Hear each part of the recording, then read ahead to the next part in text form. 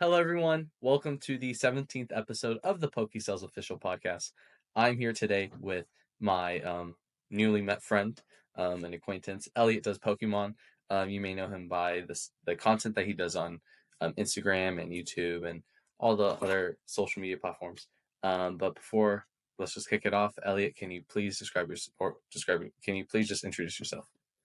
Hello, everybody. I'm Elliot, or Elliotdoespokemon. I do YouTube, Instagram. Instagram was where it all started, and just added TikTok recently. Oh, I'm nice. just trying to post daily there. Cool. Well, cool. So I know you do, Instagram, TikTok. So how long ago? Like a couple weeks ago? So for TikTok, probably a little over a month now. YouTube, maybe like 7 months, and I've had my Instagram account, which used to be Elliot's Cards, since like 2020-ish, early 2020, just before COVID times. That's cool. Cool. Awesome. So we'll just get this ball rolling. What is your Pokemon journey? Like, how did you get into Pokemon? Obviously, you're a content creator. How have you gone into it? Yeah, so it's been a long journey, and it's taken turns I didn't expect, especially with content creating. But I started as a kid, always just like going to the store with my parents, begging them to get like a level X tin or something like that. Yeah. And that's my favorite era to this date. It's just super nostalgic for me. But yeah, I stopped. I just probably around Black and White era, and got back in the tail end of Sun and Moon, early 2020. So back in the days when you could find Cosmic Eclipse stocked to the nines on the shelves, and that was always great. And I always thought that was going to last, and it quickly did not last. But I quickly got back into collecting level X cards, and my big goal in the hobby, I'd say I have a good amount of goals, but my overarching goal is to get every single level X in a PSA 10, which has been super difficult. It's been 4 years, and I have 14 of them. I think there's 56 total, not including the promo cards. I think I'll save the promo cards for later because some of them are like pop one, and I'm just never gonna see them. That's crazy. Well, that's really cool. Level X, I had a cousin who was into Pokemon, but then he got out of Pokemon and he gave me his cards. And one of them he had was the Staraptor Level X, I believe I love that one. Yeah. And it was super cool. I had it for a while, but then I think I traded it with someone for something. But it's definitely cool. Those I love the Snorlax. The Snorlax all the time. I recently just got the Staraptor in a 10 over the summer. So there's a huge trade that I did, and I'm happy to knock that one off because it's super low population. Yeah, that's super cool. And that's awesome. I've never heard that goal before, but that's really cool. You know, there is a niche for everyone, a goal for everyone in the hobby. For me, you said you came into the like Sun and Moon like tag team era is kind of where you like got back reintroduced. And that's when I started. So for me, like I love tag teams. So an end goal is probably going to get like every tag team like Beckett 10 or something like that. Like just something. Nice. That'd be awesome. Yeah. Something like that. But that's really cool. And so you were out of X and Y and Sun and Moon. Those you didn't really miss. I mean, you did miss some stuff, but that's when I got in. I got into X and Y. I actually collect those pretty heavily as well. Oh, cool. Like PSA graded cards. Nice. Do you have like a preference with those, or is it kind of like, do you like shiny? Like what else type of other things do you like besides like level X and all that type of stuff? I love the full arts from X and Y. Just I think they just look so good. I don't have one here. I had them here earlier, but they're at a different location now. This is my apartment on campus. Don't want to keep stuff here. Yeah. I do actually, from the Sun and Moon, I have this beauty right here. Oh, that's awesome. That was signed too. Yeah, signed by the voice actor. But one of my favorite cards, because the first set I bought getting back into Hidden Fates, that getting back into the hobby was Hidden Fates. Mhm. So that's another one of my goals, is to like master set that, and it's slowly but surely coming together. It's cool. That's awesome. You said campus. Are you in college Yes. or a Yeah, I'm student? Okay, fourth year right now. Got one more year after this. that's cool. Um, that's awesome. And what um what are you studying, if I may ask? Yeah, I'm doubling with economics and marketing, and then I have an immersion and advertising and PR. So my school requires an immersion. It's like 3 classes instead of 5 with a minor. And Hmm, then I did have a minor of finance, but I was like, nah, I don't like that, so I dropped that. yeah, cool. That's super cool. But Definitely busy. yeah, no, sure. I feel that I'm in high school. Obviously, high school is nothing compared to college. But um, that's cool that you're able to do that with like Pokemon and all that type of stuff.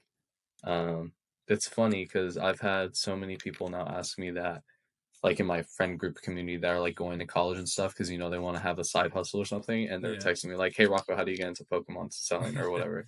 And I'm like, "Well, you just kind of gotta start. There's not really a formula for Yeah. it, which I'm sure you've figured out. Like it's just you end when you end, and you just go when you go. Like there's not really Yeah. like formula." Especially with content creating too, because Hmm.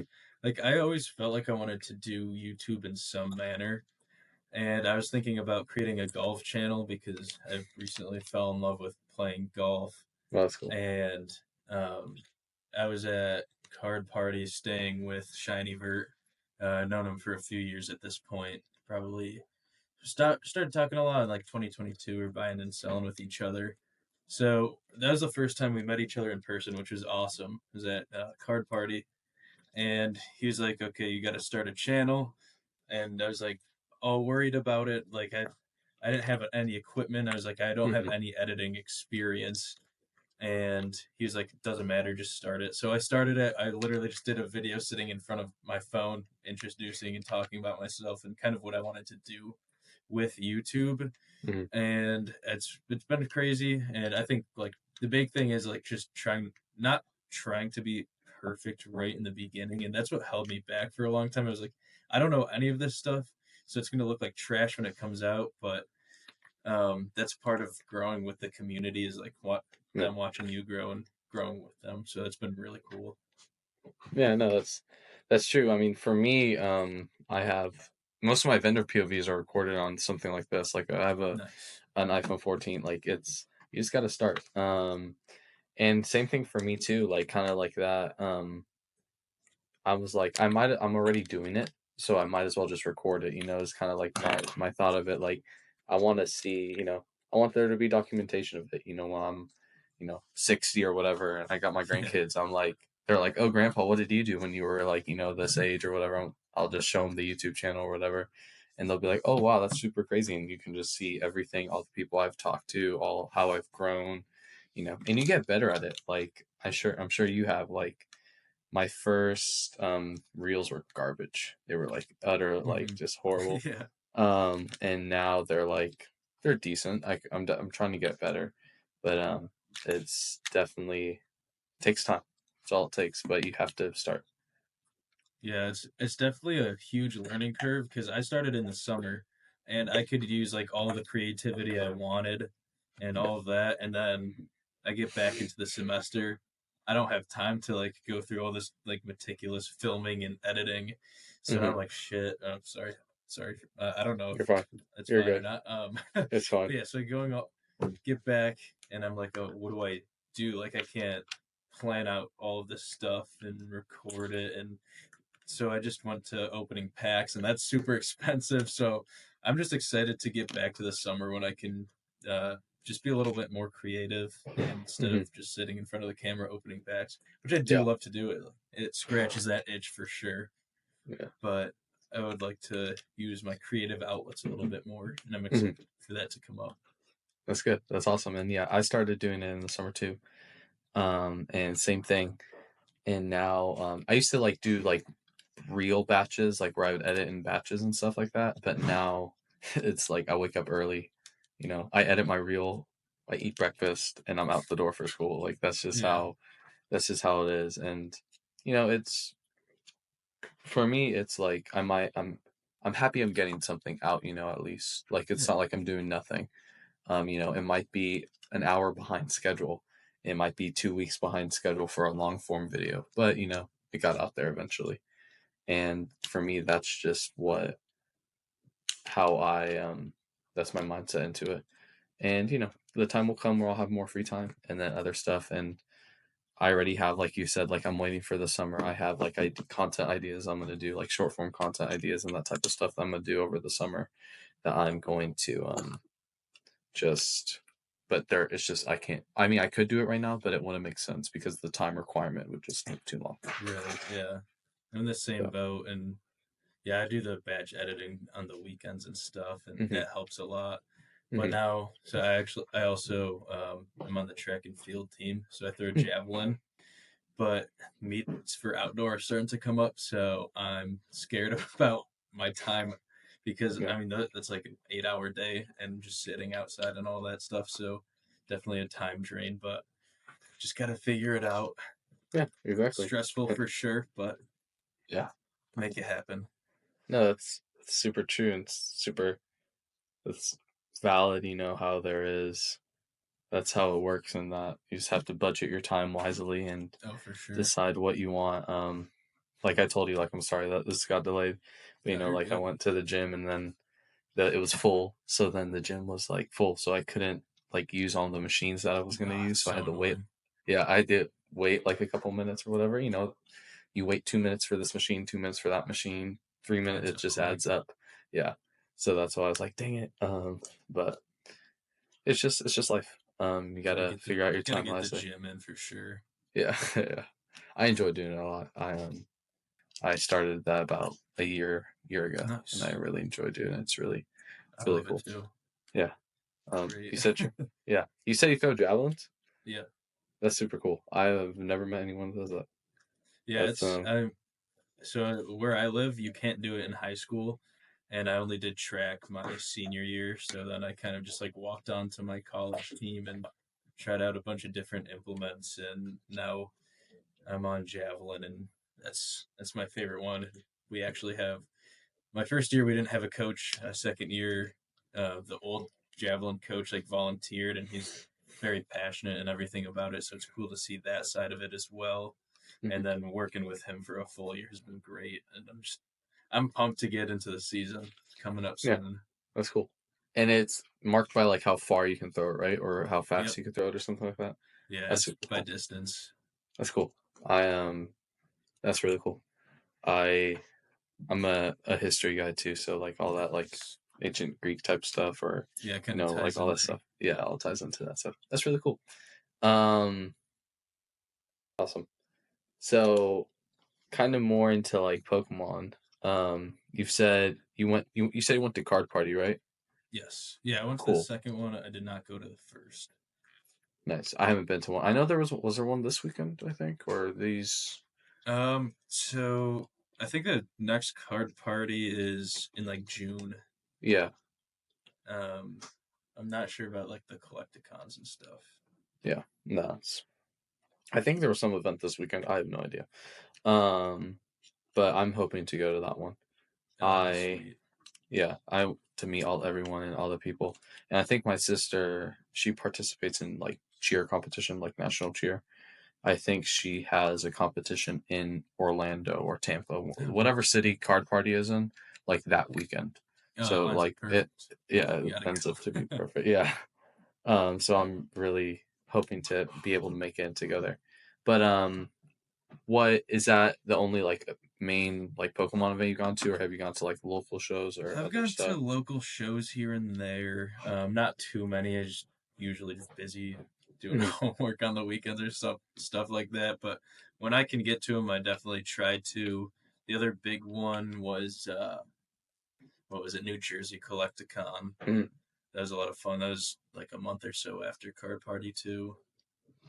That's cool. So what did you like about like either of those conventions that you went to, Yeah. or like card? So the big thing was really just meeting people because Hmm like I'd been in the space for a while. I knew a couple people, like talked to some people pretty regularly, but really not that many. And I especially with like more so like the YouTube content creators, I barely knew anybody besides Vert.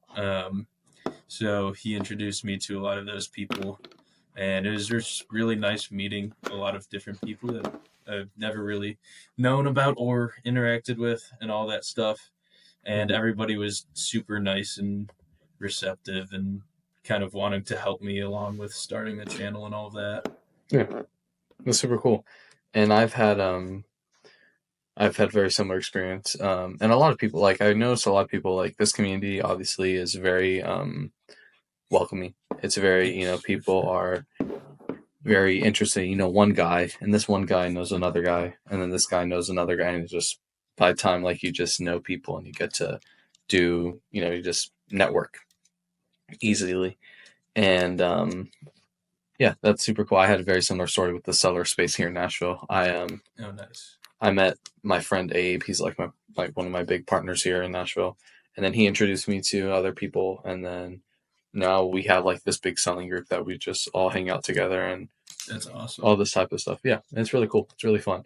And we're starting to do like our own shows here in Nashville too. So just how like a little like connection can like really blossom into something that's like really big, or really that has the potential to be really big. That's super cool. I'd love to get into vending. I've always kind of wanted to try it, and I've just never gone for it. It's like starting the channel. Like, you just got to do it. So exactly. Maybe over the summer or something, I'll try to find a time when I can. Yeah, especially local shows are easy. Like, for example, my first time vending was by accident, or not by accident, but it was like pretty much my friend Abe, the guy that I said before. He introduced me to this. He kind of was like, he hit me up on like the Wednesday before a show that weekend, that Saturday. He was like, "Hey, you want to do a show?" And I'm like, sure, let's do it.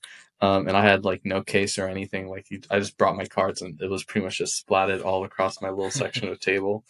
And it wasn't good, but it wasn't horrible. And now I have a couple cases. Nice. But yeah, that's definitely something that's cool. And really, all you need is like, you don't need to invest in a whole bunch of stuff. Like, if you have a bunch of like spare IRs, or you have some slabs that you don't want, or you have some PC stuff that you don't want anymore, like, you can just start with that and then just reinvest that into it, into getting case. But that's pretty much. I was really thinking about doing vending for at Card Party 2, and I'm glad I didn't, just because I got to spend time with all of those other people that I got to meet. And it just, I guess it kind of set me up to do it in the future, maybe, or want to try it like on a smaller scale. But I'm kind of glad, because I didn't really have the vending experience, and it seemed like everyone there had a ton of experience and they knew what they're doing, and the tables were expensive, and I didn't really have much to bring, so I'm kind of glad I strayed away from that, because if I did that, maybe I won't have like a channel today. Yeah. So it's kind of weird how all that works out. Yeah. No, that's cool. That's true. You're in New Jersey? New York. New York. Okay, cool. So yeah, I think the space up. Yeah, this should be a local show or two. Is probably good. But yeah, that's there's a time and place for everything, I'm like 6 hours from New York City, so I don't really catch many of those big events, but there's usually some local shows up here. There's actually one, I think, last weekend. I was gone, so I couldn't make it. I was on spring break. Just much needed. Yeah. I'm on spring break right now. Nice. So that's why I'm able to do all this stuff. Yeah, that's time and place. You can only put so much energy into one thing at one time. Right. If you put all your energy into vending, then you're gonna not be able to work on a channel, and if you put all on the channel, then you won't. So it just depends on what you do. So besides vending, have you vending POV videos though? They're nice and chill just to throw on. Yeah, no, I definitely when listing a like doing TCG player listings, or like just doing nothing. If I'm playing Pokemon with my brother or playing some Commander or whatever, I just put it on my laptop and have it just play in the background, and those are always fun. And for me too, like I used to do some vendor POVs. I'm there at the show anyway, so I might as well just hook up the camera, get my mics, and just start rolling. Like Yeah, why not? That's pretty yeah, sweet. that's just for me. I need to figure out a new situation for my camera though, because my phone fills up so fast now, or the phone I'd that I imagine. use. Yeah, because you try to record at highest quality, you only get like 2 hours of content, and like the first 2 hours of a show are usually slow, so you have to be like strategic on when you play it. But yeah, that's it's definitely fun. Have you done selling besides vending in any aspect, or have you not? Yeah, that's pretty much how I started. Was kind of just selling stuff on. I sold a lot on Mercari, but it seems kind of like sketchy now. I don't know if you experienced that, but I also sold a lot just like through my Instagram story, a little bit Cool. on eBay. Yeah. But usually, I also just started TCG Player, got some sales, so trying to figure all of that out. Seemed like it went pretty quick, so I'm gonna see if I could list some more stuff. But Yeah. I do like selling from my Instagram story, but now it kind of feels weird because I do have like a channel, and I'm not like just like showcasing stuff and selling that. So Yeah. there's kind of like a weird balance there that I didn't really expect.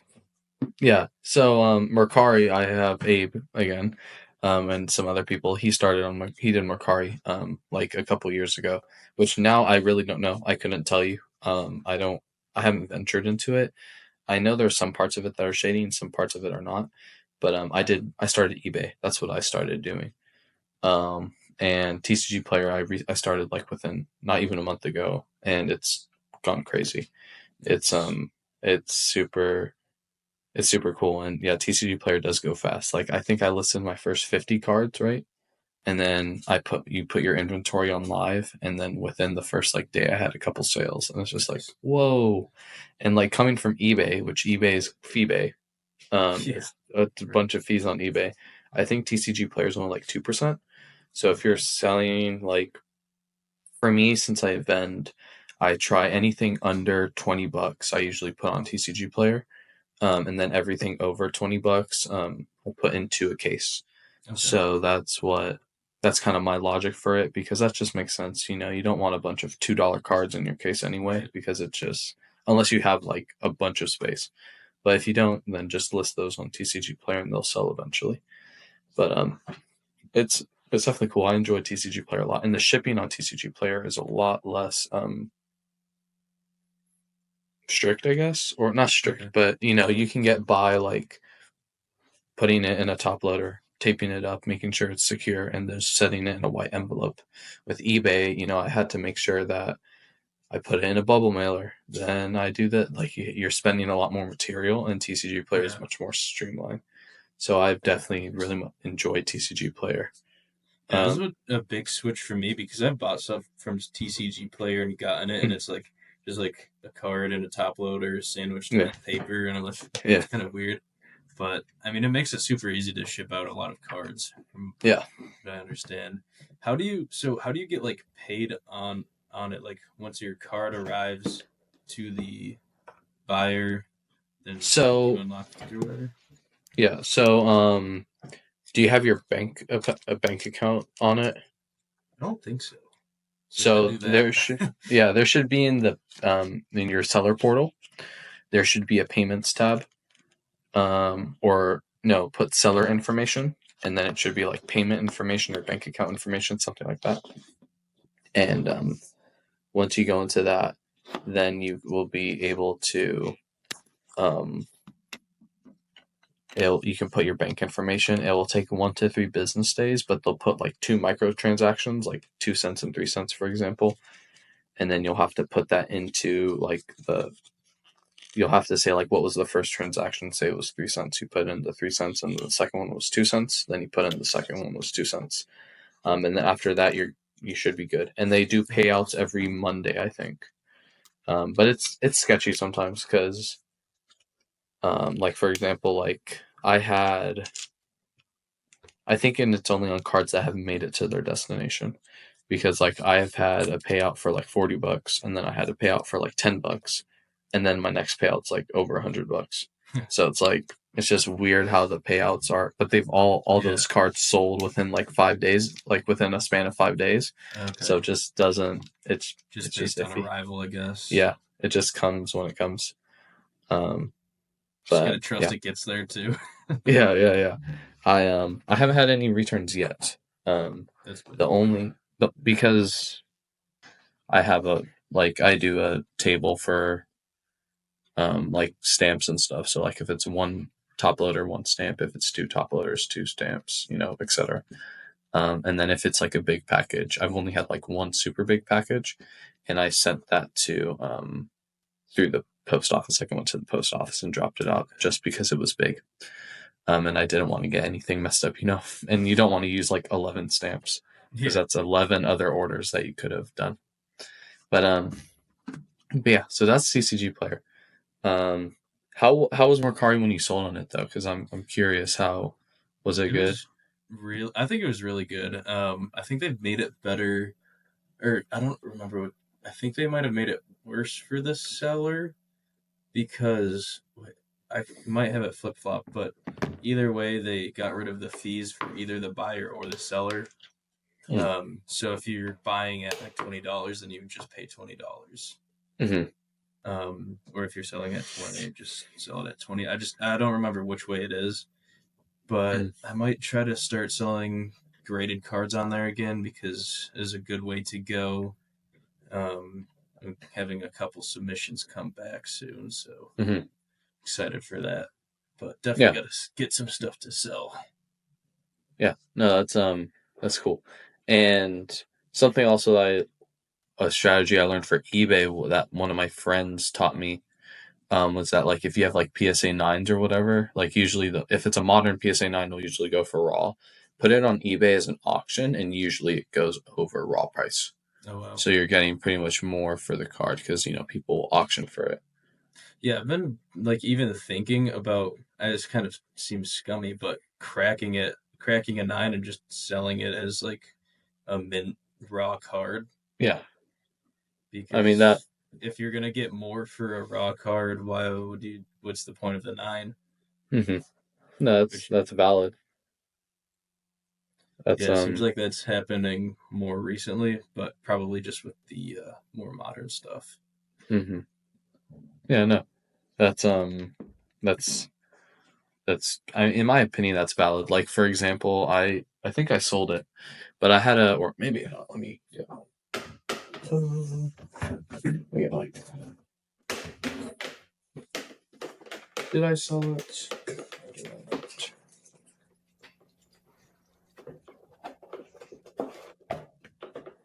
Sorry about this, y'all. Intermission. Yeah.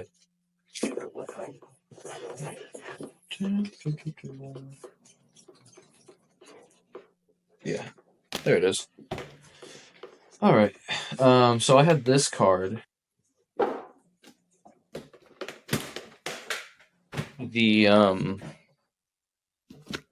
is it Shrouded Fable? I think so. The Persian from Shrouded Fable. Oh yeah. This was yes, it's a beautiful card. It was like a BGS like 8.5 or something like that, which was like going less than raw. And my brother picked it up at a convention, and we just cracked it at the convention and put it in the case. Like, yeah. Why not? Yeah. It's I think it's fine. I don't think it's the same card, you're not damaging it or in any way. And if anything, like for example, say you submitted a card to PSA and it got a 9, and then you cracked it, you're technically in the black $4 or in the red $4, or not $4, $15 because of grading submissions, unless your card appreciated in value. So that for like I don't ever see anything wrong for that. So it is a good strategy. Buy a bunch of like cheap BGS 5s or CGC 5s or whatever. Especially if you can get them for like cash at a show, then you don't have to pay all those fees. Yeah. So that's really cool. Yeah. So, and I think Mercari. I think last time I talked to Abe about it, he told me it was it's pretty much like trading on there now. Or like it's There's a lot of people on there that are trying to scam, but to the trained eye, you can tell pretty easily. Mm-hmm. Usually it's just like a blank profile, no reviews, and it's some crazy card for super cheap. And it gets reported pretty quick. But I've seen a lot more of that recently than I did in the past. Mm-hmm. But I still browse in there once in a while just to see what they got. Mm-hmm. Don't they have like a Japanese platform or something like that now? Or Yeah, there's like it's weirdly integrated, and I haven't used Mercari enough recently to really know. But it seems like it's just like under one profile, and then you can just look through that. But I could be wrong about that. But it kind of just like filters it in through that profile or something like that. Mm-hmm. I'm not too sure. Cool. Cool. I'll have to check that out and see for myself. I'm on Mercari. Yeah. So, that's cool. So, obviously, you said in the beginning, you like level X's. Do you have a particular favorite Pokemon? Favorite Pokemon? It's hard to say. I'm a huge fan of a lot of the legendaries from like Gen 4 and stuff. Mm-hmm. Maybe like Gen 3. Big fan. I think right now I'd probably put my favorite in Darkrai. I was at one point starting an Ampharos collection because every time I played Soul Silver, I'd have Ampharos. They'd just be a tank, but I just think Darkrai is really cool. It's super hard to choose a distinct favorite. But yeah, that's usually what I go with when people ask now. That's cool. I have this guy right here. Oh, dude, that's such a beauty. I love it. It's pricey. You do? Well, if you want, I'll sell it to you. All right. Might have funds. It's Umbreon and Darkrai too. Yeah. That's super cool. I love Ampharos. I don't know why. I like Mareep a lot too. I think Mareep is a chill sheep. They gotta give Ampharos a shiny card. It's such a good shiny. Yeah. It goes like completely pink. Oh really? Oh yeah. Wait. Yeah, I think I know what you're talking about. Yeah, that's super cool. I like the Lost. Is it Lost Origin? Not Lost Origin.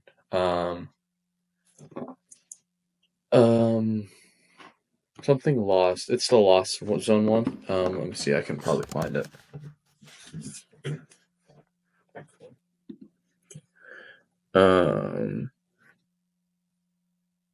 Let's see. Can you? Okay.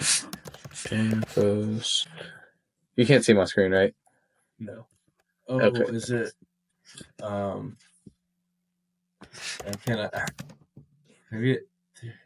Are you thinking about the EX full art one?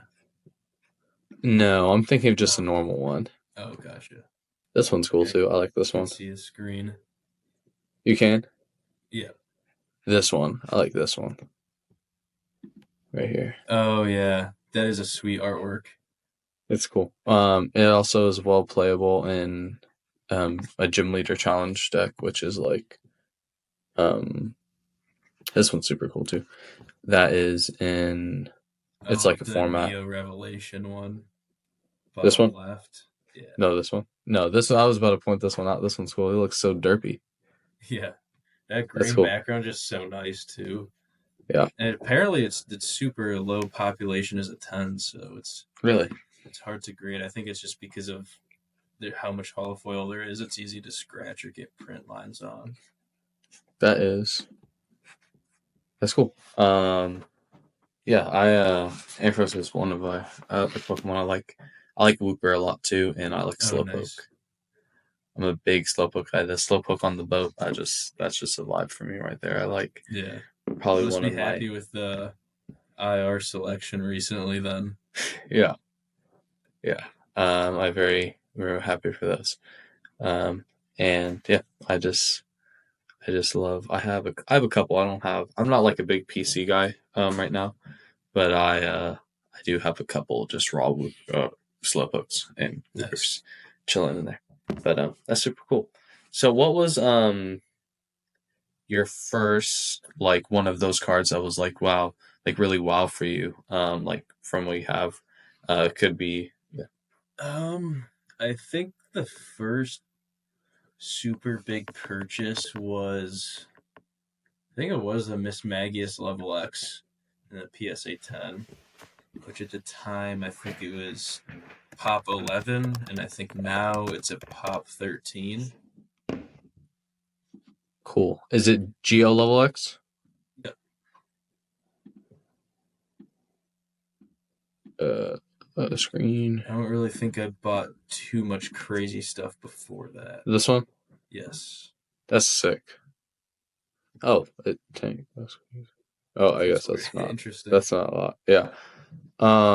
Cool. That's super cool. Now I'm actually kind of curious.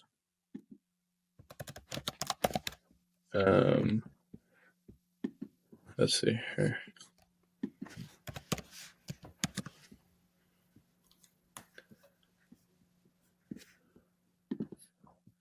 Now you have me. Let's see here. Curious on the level X's. Yeah, I'm pulling it up right now. Here, all so beautiful. These are actually so cool. I like the Luxray. Yeah, that guy. The Platinum Arceus ones are so nice. I have the Tangrowth and the Salamence 10s. I'm grading the Celebration ones right now. Okay. The Salamence is sick. Mm-hmm. Love that Rayquaza. Or both of them. Yeah. Do you have the Charizard or do you...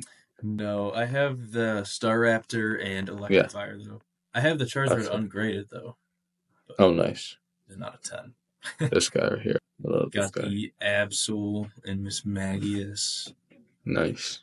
Flygon, Hippowdon, Shaman, Floatzel.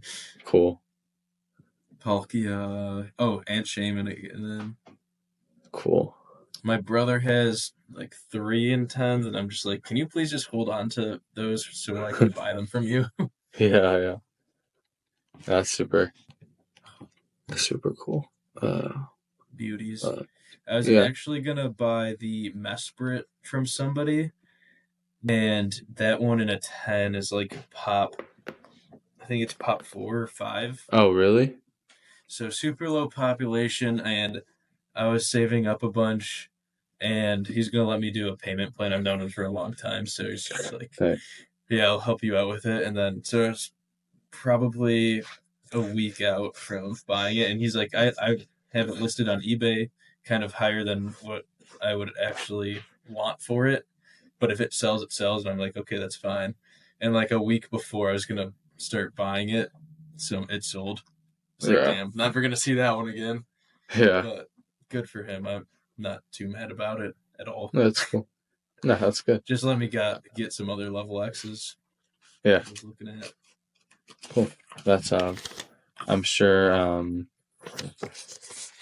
that it'll come around. It'll come around soon. I mean, Pop 4 is crazy. I had my first like low pop card was I had at a show I did, I picked up a PSA 1 Rumble Pikachu. Ooh. And it was like Pop 3. That's and crazy.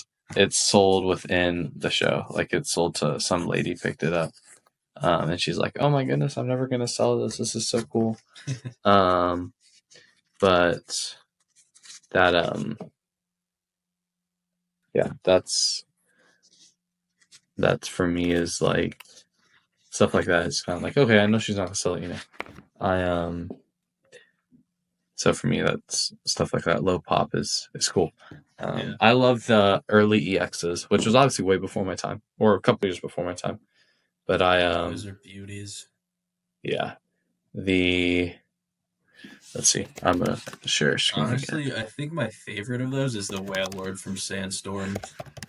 Mm-hmm. Nothing too crazy, but he's just a big old whale sitting there. Yeah. They also love good Ampharos from EX Dragon. Yes. I love this guy right here. Yeah. This is a grail card of mine. It's also kind of like the level X's where the 3D is so I don't want to say bad, but it's it's early 3D, it's early digital it's got a rendition. unique look to it. Yeah, it's like the early Banjo and Kazooie games, or like the Mario 64, I believe is what the game was, where it's like the animation so like it's just you can tell that it's from that time period, and that it's cool. It makes it cool. I do love that about it. There's one that's super like that. There's like the Typhlosion EX. Yeah. Love that style. Well, those silver borders are so nice. Yeah. Oh yeah, I see the one that you're talking about right here. Yeah, his like dark, like half his face is dark. I think so. Yeah, that's cool. Yeah, no, that's just it's a cool era, and obviously it's before like I wasn't born when those cards were being printed. But I still find them like really cool and really enjoyable. And there's Derpy, so definitely PC stuff. I like I'm gonna grab the Snorlax, level X. I'll grab the Blastoise. Nice. Let's see what else is there. There's other stuff that I like. Tag teams.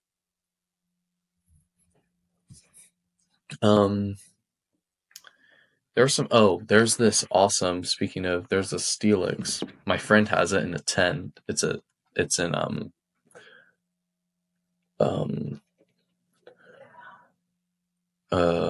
Japanese. If I can find the Is it picture. Exclusive to Japanese? No, it's not exclusive. No. But it's super cool. Do I have it? People ask me.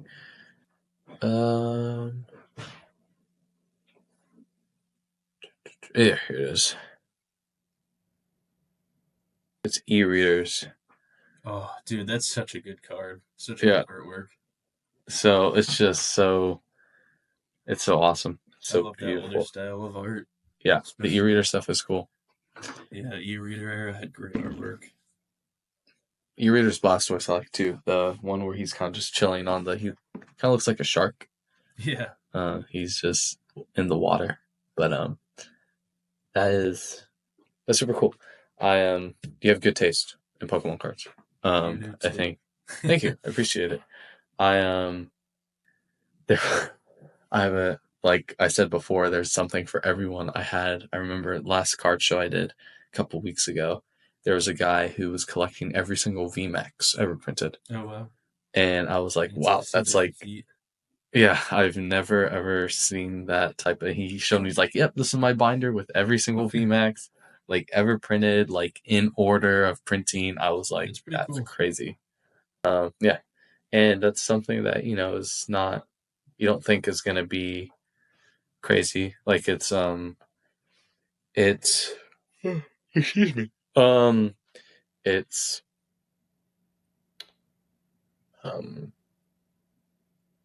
like a $2 VMAX or something like that. But to someone that's their grail. Yeah. Yeah. So that's their grail or whatever. Like that's what they want. I find that really interesting and really cool. Yeah, I'm sure you see a lot of crazy stuff coming through it when you're vending. Yes. Yeah, it's the first time I vended, or second time I vended technically.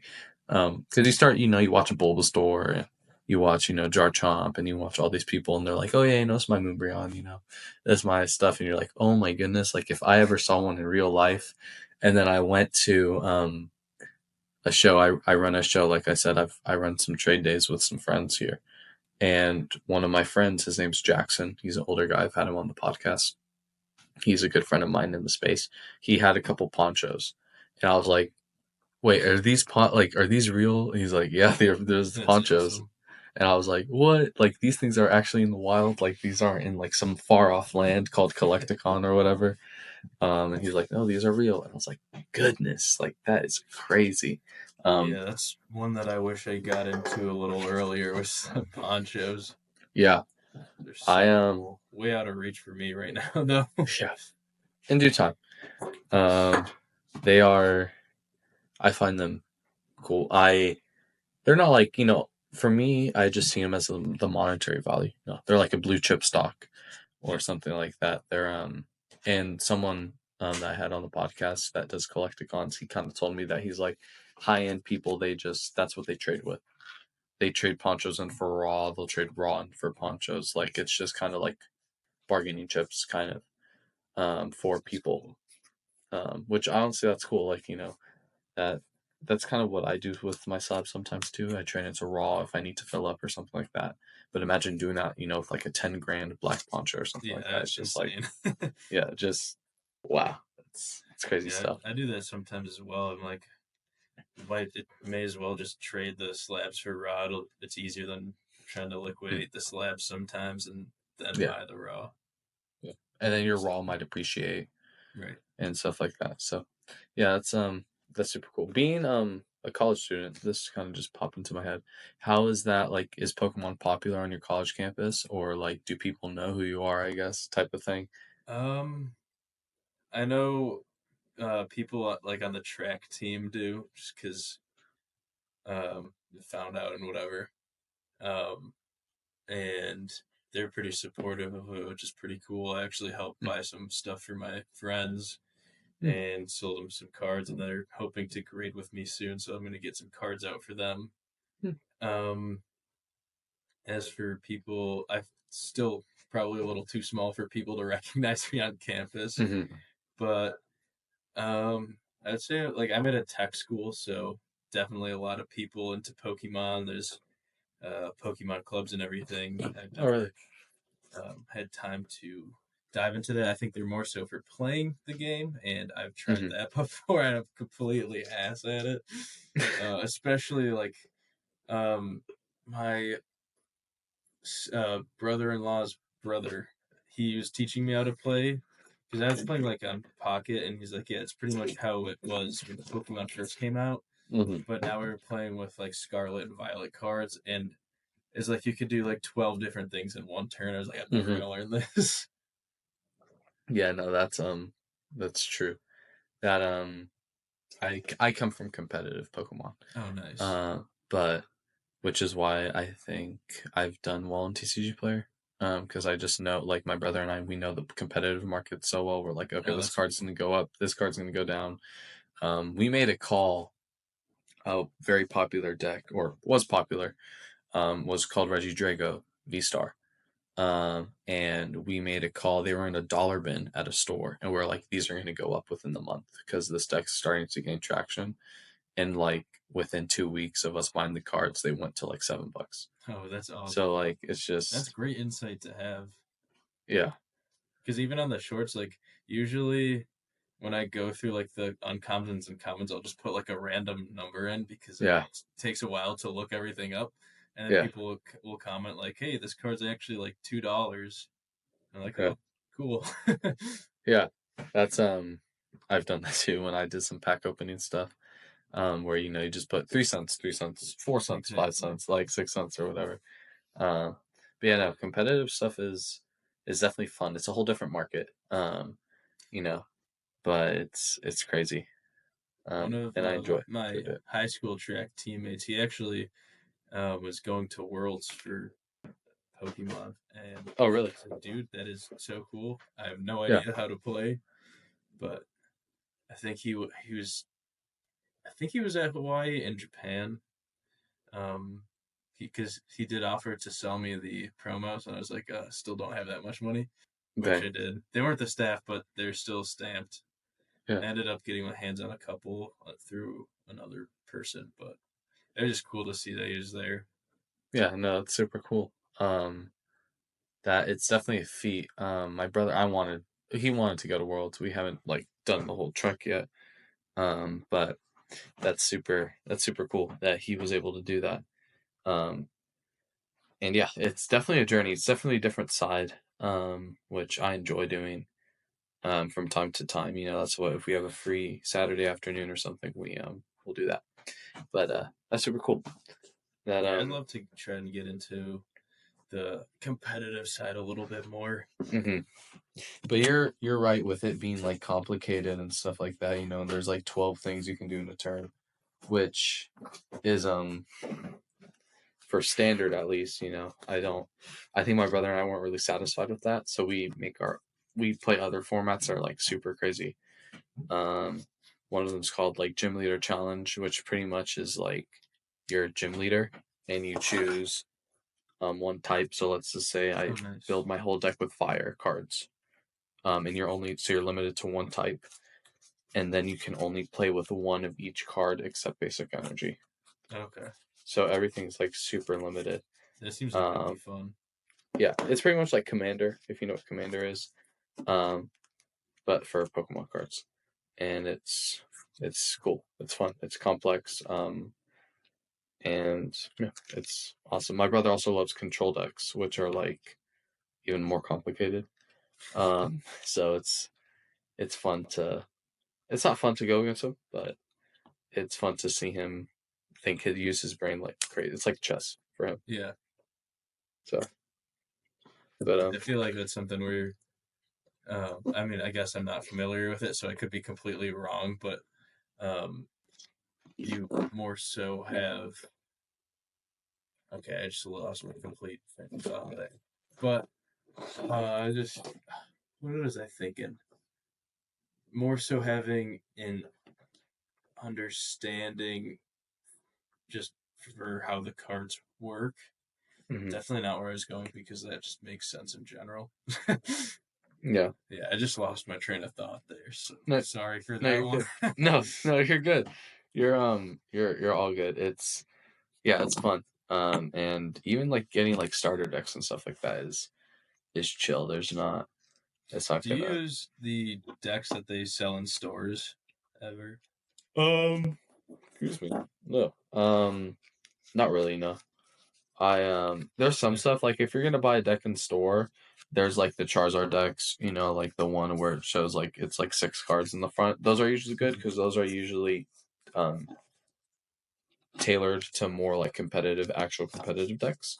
Okay. But if you just want to pop open the deck and have fun, buy a starter deck and just roll it like, the 1EX or whatever.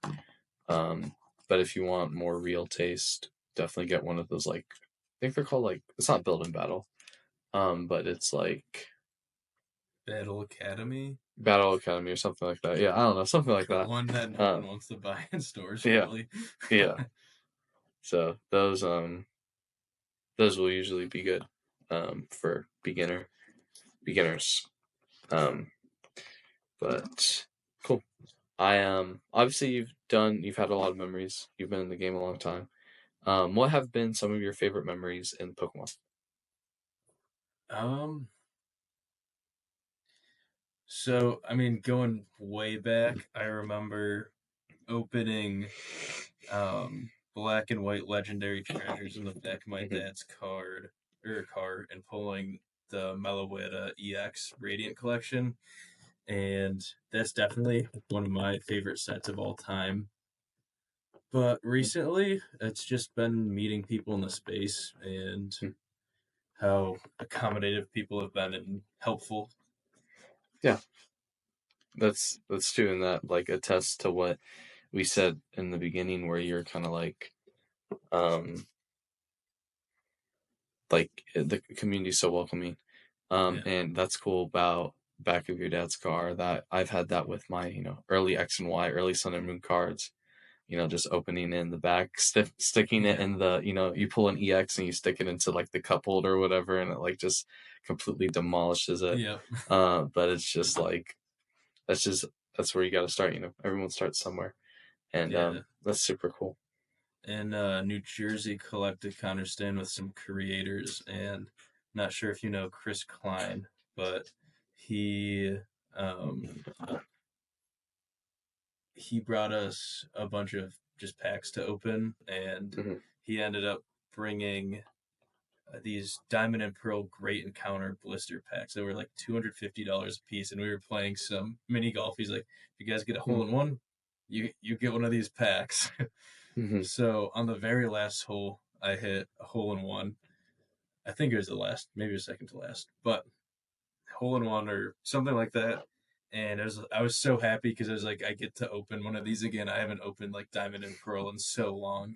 It's my favorite arrow. And then we get back. He's like, all right, everyone gets a pack. So he just gives everyone like a $250 pack. Okay. And we end up opening them. We're recording it all. And I pulled a level X from it. Oh, and wow. that was, to my memory, like when I was a kid, I don't remember pulling any level X's. I'm sure I did. But that was like the first one that I've pulled in like 10 or more years. So cool. it's just a super cool experience. Got it all on video. Crazy reaction. It's at PSA right now. Hoping for a 10, but if it gets a 9, I'll just keep it. It's memorable. Yeah, that'd be crazy, you know. And that's awesome. That's super cool, you know, and kind of like literally like childhood nostalgia. But yeah, that's super cool. Wow, that's actually, I don't know what to say else to the story. That's actually super. You know, you grade it, it gets the 10, then you know you could say like, dang, this card was like this, and yeah, icing on the cake. That's super cool. Wow.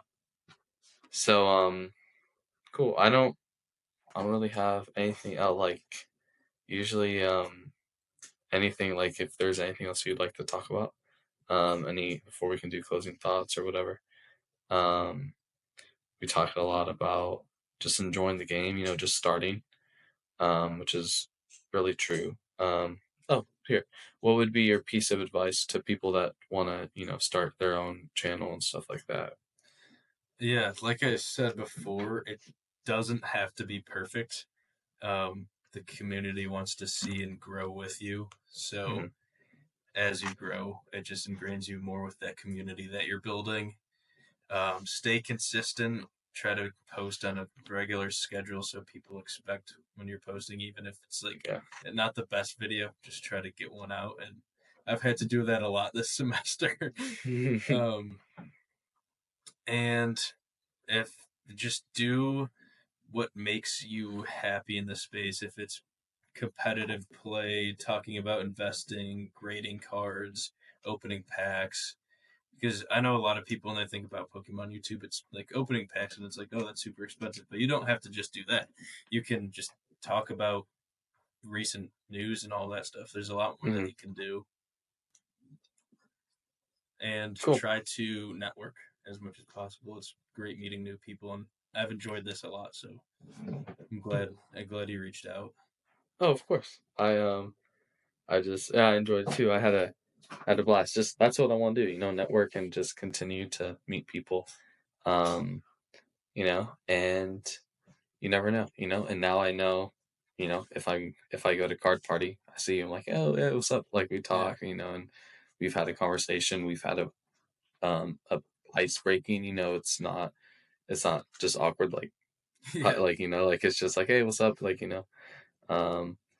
And that's just kind of what it is for me here too. Like, you know, obviously there's people that I want to talk to and stuff, but I love, like, for example, the past couple episodes have just been local sellers, and I just love doing it because it just highlights, you know, the people in my community. It's not, you know, it's not like, oh, you know, I had goated pulls and I had a powder TCG and I had, you know, Jesse Payne. No, it's like I had my boy Jackson, I had my boy Abe, I had, you know, like I just had just chilling with the boys. Yeah, exactly. And it's just us talking. And just also like our plans for like what we want to do with Nashville, kind of just run it up and make it like a hub, like a big hub. Yeah. For that. But that's exciting stuff.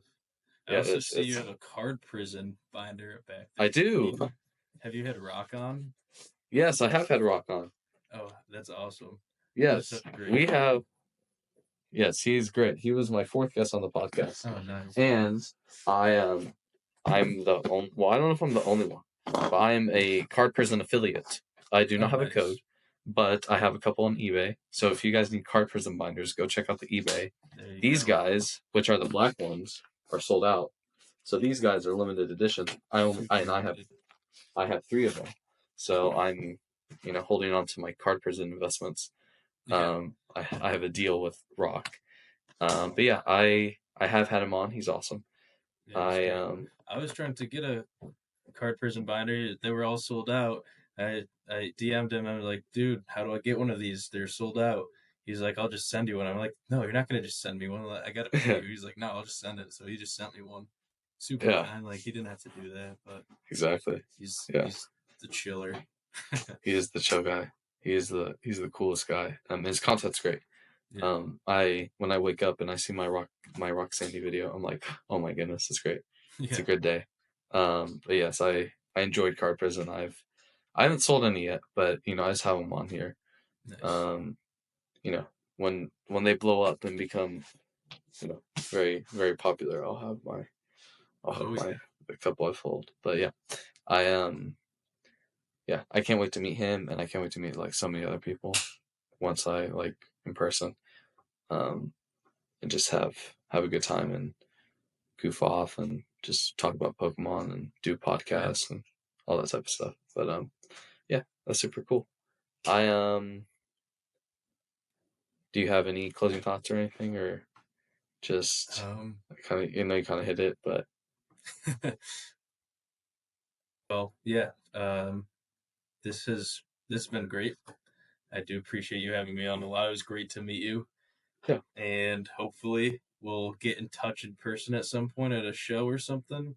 If I'm down in Nashville, I'll reach out. Sure, yeah, definitely. But yeah, thank you for having me on. Of course. I thank you for coming on. Where can people find you? Yeah, so all platforms, Instagram, YouTube, and TikTok are just Elliot Does Pokemon, like right there. So yeah, that's all we got right now. Probably gonna try to expand to Facebook and X and stuff at some point, but yeah, Facebook's cool. it does pretty well. Yeah, it does. I'm just in some groups. I don't like have like a page or anything. I need to set it up, but it's fun. It's cool. Everyone makes fun of it, and I know like we're probably in the same age gap where people like, oh, why are you on Facebook? Yeah. But it's like, bro, I just made like $100 today just talking to people on Facebook like about selling cards and stuff. Like it's if you took Instagram claim sales and you multiplied it by like 5. Like wow. that's the reach, and especially like right now I'm in a group called PokeForce Nashville, and it's like 2,000 people. So you post your listing, you're like, hey, this Bubble Mew is it's going for $1,000 right now or whatever. I'm selling it for $950, and within like 20 minutes you'll have like 20 DMs. That's and awesome. It's just they get so many eyes on it. They're probably looking all the time. Yeah, and it's great, but yeah, Facebook is definitely it's a secret weapon. Yeah, I'll look into it then. Yeah. But I appreciate you coming on, Elliot. This has been great. I thank you for last minute, and I'm sorry for delaying you, but just thank you. Good. Maybe we'll run it back soon sometime. Yeah, we should. I think that'd be fun. Thank you for giving me an excuse to bring out my cowboy hat again. Oh, of course. I love this. I love the cowboy hat. I just don't wear it a lot, even though I'm in Nashville. I wear it a lot. But thank you for coming on, and everyone. This has been the 17th episode of the PokéSells official podcast, I believe. So thank you guys for watching. You guys know what to do. We'll catch you guys next week. There should be a video coming out this week, since I'm on spring break, about TCG player. So keep an eye out for that. And we'll do it well. So see you, Elliot. Thank you. Catch you guys next time. Bye.